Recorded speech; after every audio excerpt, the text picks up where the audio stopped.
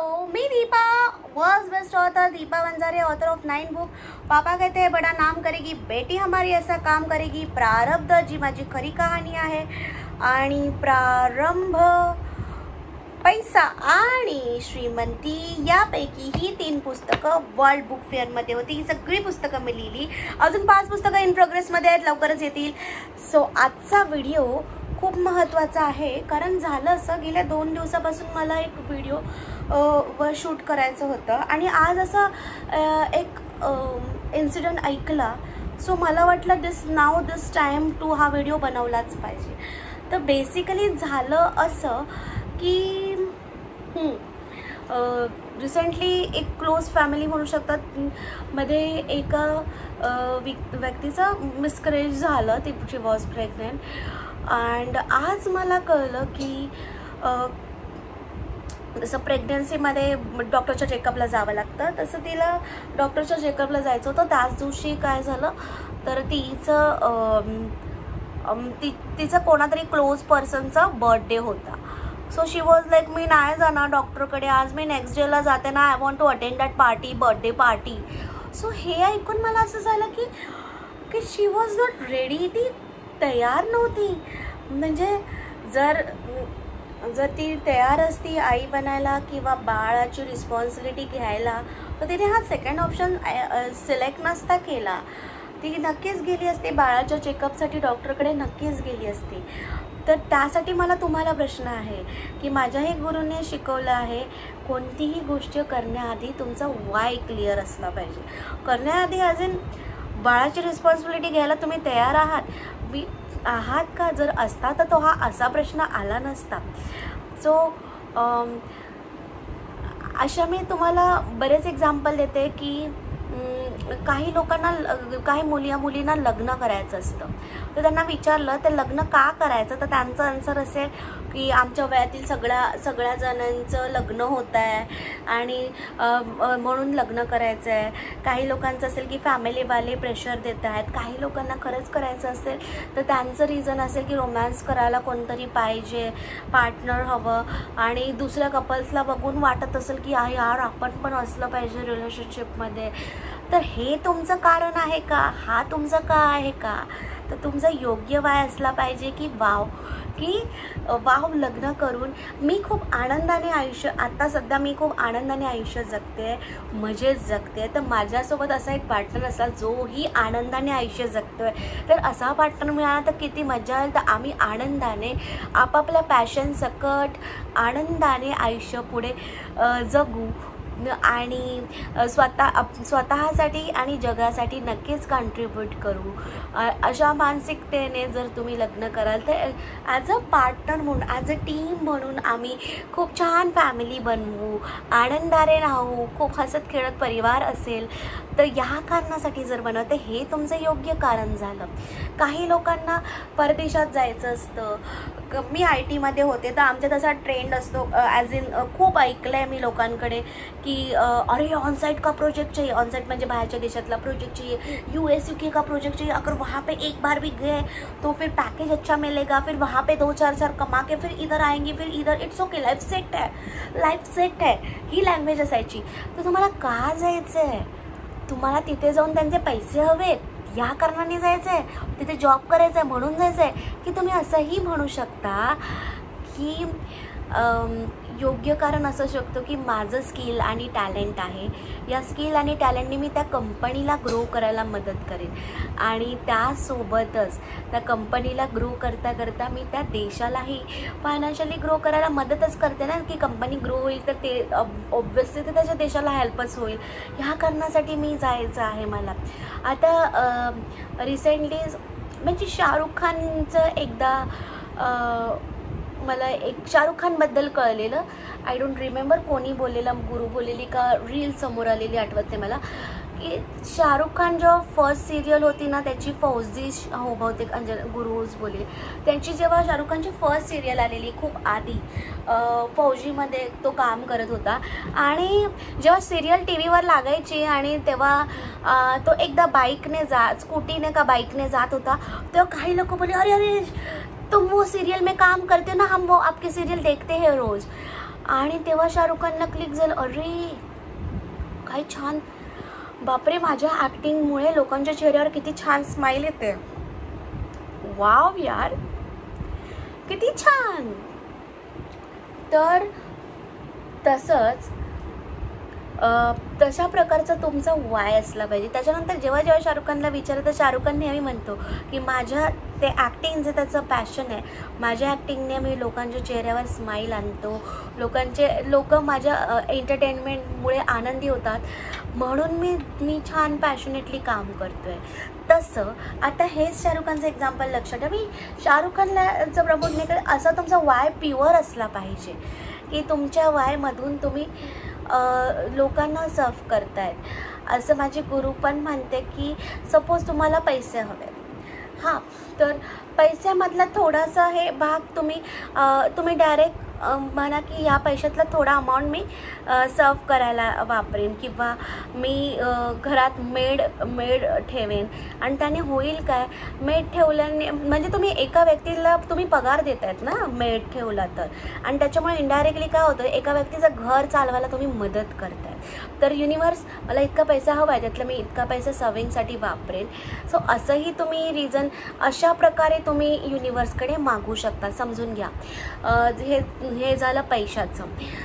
Next career सिलेक्शनसाठी पण लोकांचं असतं की अरे त्या करिअरमध्ये ना पैसा जास्त आहे, अरे तो करिअर ना ट्रेंडिंग आहे, अरे त्याने तिथे जॉब केला ना त्याला खूप पगार मिळालेला. हा तुमचा वाय असतो. Are you interested in that field? तुम्ही त्या फील्डमध्ये इंटरेस्टेड आहे का? तुम्हाला मजा येते का? तुम्हाला का करायचं आहे, का सिलेक्ट करायचं? लोक करतायत म्हणून. कारण बऱ्याचदा काय होतं ना की जसं ह्या मुलीचं झालं की ती प्रेग्नंट होती आणि तिने प्रायोरिटी दुसऱ्याच गोष्टीला दिली. आपण बऱ्याचदा काही गोष्टी असं करतात की आपण भेडचारामध्ये म्हणून करतात. त्याच्यावरूनच एक गोष्ट सांगते की एक हार्वर्ड नावाच्या ऑथरचं द मिलेनियर्स माइंडसेटमध्ये एक गोष्ट होती की एक भाजी होती, आय डोंट रिमेंबर नेम. ती भाजी ना ती एवढी होती आणि ना ती एवढी कापायची आणि ती पूर्ण टाकली तरी शिजली असती भाजी न, तरी त्याची बायको ना ती भाजीचे छोटे एवढे तुकडे करायचे, हाफ तर छोटे तुकडे करायचे. तर त्याने आपल्या बायकोला विचारलं याचे तुकडे का करतात, ही डायरेक्ट जर शिजते तर. ते बोले मला काय माहीत, माझी आई करायची. मग ते बोलते की आईला फोन लावा, आपण विचारूया काय रिझन असू शकतं ह्याचं. आईला विचारलं, आई बोलते मला नाही माहीत, माझी आई करायची. मग सुदैवाने तिची आईची आई होती, मग तिने त्यांना कॉल केला. तर त्याची आई बोलते की ना माझ्याकडे एवढा मोठा ते पॅन नव्हतं त्या भाजीसाठी आणि त्याच्यासाठी मी ते तुकडे करून टाकायचे. तर हे लोक करतायत म्हणून करत आले. तुम्हाला काय कारण आहे, तुमचं रिझन काय आहे हे तुम्हाला माहीत असलं पाहिजे. व्हॉट इज युअर वाय, कारण काय आहे. आता हल्लीच मी लहान मुलांचे क्लासेस घेते, तर एका मुलीला मी विचारत तू शाळेत का जातेस, तर तिचं आन्सर होतं शाळेत गेल्यावर मला चांगले मार्क मिळतील आणि चांगले मार्क मिळते मी चांगल्या कॉलेजला जाईल, चांगलं कॉलेज गेले की मी नोकरी करेन आणि पैसा आणि मी आईबाबांना प्राऊड फील करेन. तर मार्क मिळवण्यासाठी ती मुलगी अभ्यास करत होती. आणि आत्ता अनेक लोकांना, अनेक पॅरेंट्सला जर मी विचारेन तर त्यांचा जर अरे कॉम्पिटिशन किती वाढलं आहे, तरी मार्क तर मिळालेच पाहिजे, 100 नाही 100% मुलांना आले पाहिजे. तर ह्याचं उत्तर असं की एक ते साधारण 25 वर्ष आपण पकडलं, तुम्ही काही पण ग्रॅज्युएशन कंप्लीट साधारण 25 वय पकडलं, तर 25 वर्षापर्यंत आपण हे आपलं वय हे नॉलेज गेन करायचं, असं ज्ञान घ्यायचं. मग शाळा, कॉलेज, PhD जे काही तुम्ही कराल तर ज्ञान घेण्याचं असतं, बरोबर. तर तुम्ही शाळेत जाताय कारण तुम्हाला नॉलेज गेन करायचं, तुमचं एजच नॉलेज गेन करायचं, त्याच्यासाठी तुम्ही जातात, मार्क मिळवण्यासाठी नाही. ते ज्ञान मिळवायला जातात, नॉलेज गेन करून तुम्हाला काय शिकायला मिळतं आहे ते इंटरेस्टने शिकायला जातात. आज मग तिला माझा नेक्स्ट क्वेश्चन होता, बरं तुला कोणता विषय नाही आवडत तो सांग. तर ती बोलली गणित नाही आवडत. मी बोलले ठीक आहे, आता शाळा चालू झाली की एक काम कर, गणिताचा तास आला जेव्हा शिक्षक येतील आणि शिकवतील तर तुझं इंटेन्शन एकच असलं पाहिजे, मार्क नाही असलं पाहिजे, तुझं इंटेन्शन असलं पाहिजे या विषयात मी काय नॉलेज घेते, या विषयामध्ये मी नॉलेज काय घेते आहे. मग तुला कितीही मग ते थोडं जरी समजलं, डझंट मॅटर तुला काय समजतं आहे, तुझं इंटेन्शन पाहिजे की मी नॉलेज गेन करायला जाते. नेक्स्ट माझी अजून एक दुसऱ्या एक क्लास लहान मुलांचीच एक मुलगी होती. तिला विचारलं की तू होमवर्क का करते, घरचा अभ्यास का करते. तर तिचं उत्तर होतं की घरचा अभ्यास नाही केला ना तर टीचर इन्सल्ट करेल, अपमान करेल सगळ्यांसमोर, म्हणून मी घरचा अभ्यास करते. म्हणजे ती बोलते की जेव्हा इझिली जेव्हा टाईम मॅनेज होतं तेव्हा मी करते, पण जेव्हा कधी कधी बाहेर जातो आईबाबांबरोबर फिरायला वगैरे तर टाईम मॅनेज होत नाही, तर तेव्हा मला भीती असते की टीचर सबके सामने इन्सल्ट कर देगी. तर तेव्हा पण मी तिला सांगितले की तुझं उत्तर असलं पाहिजे की शाळेत जे काही शिकवलं आहे त्याचं नॉलेज घ्यायचं आहे आणि घरचा अभ्यास जो दिला आहे त्यात मग समजतं आपल्याला की वाव मी हे शिकले, त्याबद्दल जे काय नॉलेज गेनच्या हेतूनही आपल्याला ते होमवर्क करायचा, तो घरचा अभ्यास करायचा. हे झालं शाळेचं, हे झालं पैशाचं, हे झालं नात्यांचं. आता हे झालं दुसऱ्या कंट्रीमध्ये जाण्याचं. काही लोकांना नवीन स्वतःचं घर घ्यायचं असतं, तर बरेच लोक घरं का घेतात, स्टेटससाठी, स्टँडर्डसाठी. ओके, पण तुमचा वाय काय पाहिजे की या घरामध्ये मी माझ्या परिवारासोबत आनंदाने राहील, खुशहालीने राहील. ह्यासाठी मला तिथे घरात खूप छान आमची नाती असतील, नात्यात आनंद असेल, गोडवा असेल, प्रेम असेल, म्हणून मला घर घ्यायचं आहे. तर हा वाय क्लिअर पाहिजे. आता जसं लहानपणी बघा, लहानपणी आपण शाळेत जातो तेव्हा आपण आईकडनं पैसे मागितले असतील, हे उदाहरण माझ्या गुरुने दिलं. तेव्हा आपली आई काय विचारते पैसे मागितले की तुला का पाहिजे, बरोबर. तसंच युनिवर्सही विचारतो एखादी गोष्ट मागितली की तुमचा वाय काय आहे. आणि जर तुम्ही वाय तुमचा असा असेल ना की नाही या पैशाने ना मी एक स्टाफ ठेवीन आणि त्याच्यामुळे त्याचं हे होईल म्हणून, आणि हे माझं गरजेचं पैसा आणि हा मी एवढ्या पैशाचा मी सर्व करेन, तर असं जर दुसऱ्यांसाठी, जसं शाहरुख खान म्हणतं मला लोकांच्या चेहऱ्यावर स्माईल आणायचे म्हणून मी ॲक्टिंग करतो आहे, सो तसंच तुम्ही तुमच्या वाय क्लिअर आणि प्युअर असला पाहिजे. सो अजून एक गोष्ट जाता जाता मला सांगावीशी वाटते की बऱ्याचदा आपण कळत नकळतपणे दुसऱ्यांना इम्प्रेस करण्यासाठी काही गोष्टी करून जातो. काही गोष्टी आपण करून जातो त्या ह्याच्यासाठी करतो की अरे बॉस हे काम केलं तर बॉस खुश होईल. तर ते तुमचं कामच आहे, तुम्हाला त्याच्यासाठी हायर केलं आहे, तुमचं टॅलेंट आहे, तुमचं स्किल आहे. तर बॉसला इम्प्रेस करण्यासाठी नाही, तुम्ही प्रामाणिकपणा दाखवला पाहिजे, खरापणा दाखवला पाहिजे आणि मग ते काम केलं पाहिजे.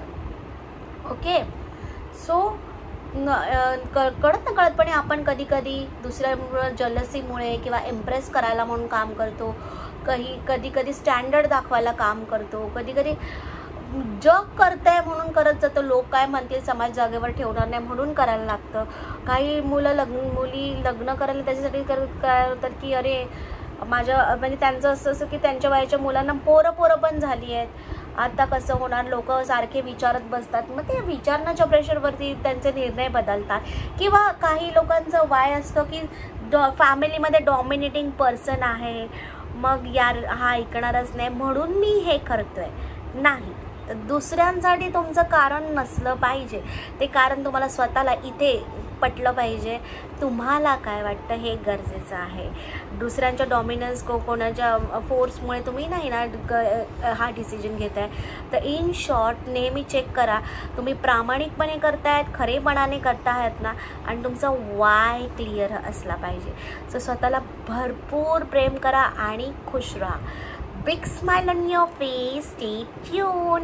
आणि नक्कीच रोज विचारा, तुम्ही कोणतंही छोटं काम करा, मोठं काम करा, नक्कीच स्वतःला एकदा विचारा की मी का करतो हे काम. कळत नका मी दुसऱ्यांना फसवत तर धोका बिका तर देत नाही, मनापासून करते ना की कोणीतरी म्हटलं आहे म्हणून करतो आहे. सो तुमचा वाय नेहमी क्लिअर असला पाहिजे. सो तो हे लक्षात ठेवा, जाता जाता तुम्ही पॉवरफुल आहात आणि you are creator of your own life. आणि डॉक्टर जो डिस्पेन्झाचं पुस्तक वाचा, प्लेसिबो आणि the power of subconscious mind, doctor Joseph Murphy याने तुम्हाला तुमच्या ब्रेनची आणि सबकॉन्शियस माइंडची ताकद कळेल, तुम्हाला कळेल तुम्ही पॉवरफुल आहात. सो कोणावरही डिपेंड राहायची गरज नाही. You are independent, you are powerful. Stay tune, bye bye.